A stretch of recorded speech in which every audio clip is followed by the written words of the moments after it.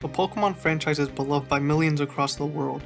Whether it's the anime, manga, trading card game, or the video games, there's something here for everyone. In recent years, Game Freak has been using a method that is concerning. For those unaware, the newer Pokemon games are suffering from a nostalgia problem that is damaging the series.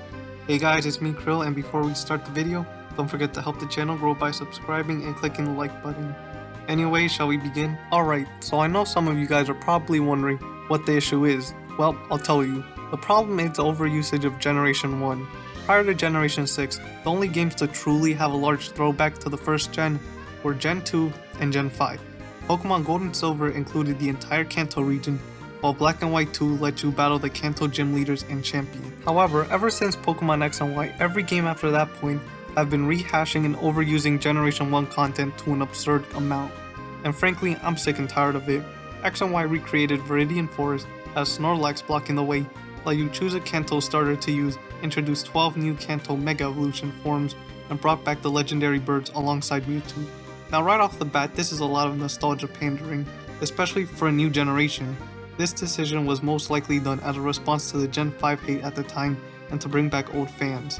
In 2016, the Pokemon franchise celebrated their 20th anniversary. While every Pokemon game at that point was recognized through social media and merchandise, it was clear which one was being referenced the most. Pokemon Go was released, initially starting out with only Gen 1 Pokemon being catchable. A few months later, Pokemon Sun and Moon came out. To no one's surprise, a ton of Gen 1 nostalgia pandering was included in these games. You have brand new Alolan forms which were all Kanto Pokemon, trainers Red and Blue returning, the inclusion of Professor Oak's cousin, Samson Oak, not to mention most of the ride Pokemon being from Gen 1. The Team Skullgrunt battle theme having part of the Gen 1 trainer battle theme within it, Bill and the Kanto region flat out being mentioned, among other things. Keep in mind that Pokemon Ultra Sun and Moon also had Team Rocket being brought back under a new name, Team Rainbow Rocket, an area that resembled Lieutenant Surge's gym, exclusive Z moves for Gen 1 Pokemon, and so much more. While the Generation 7 games are my favorite in the series, even I have to admit this is an aspect I'm not fond of. Look, I understand why Game Freak included so much nostalgia pandering. This was done to celebrate the first game that made them successful and to bring back the old fans who haven't played a Pokemon game since Red, Blue, Green, and Yellow. However, this showed something concerning. Since the two recent generations have sold incredibly well and both heavily featured Gen 1 references, it only made sense to continue this, right? At this point, myself and others were tired of it and ready to move on, but I guess Game Freak weren't. I kid you not. After all this, the next games released were Pokemon Let's Go Pikachu and Eevee. Yup, we're returning back to the Kanto region again, to experience it once again.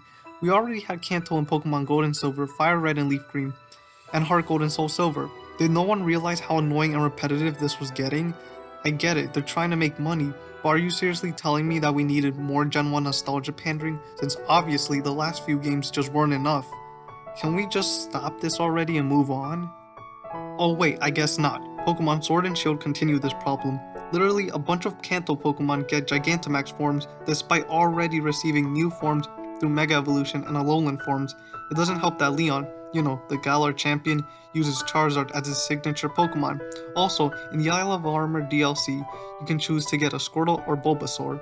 There's probably more of this pandering in these games, but honestly, I feel like I got my point across.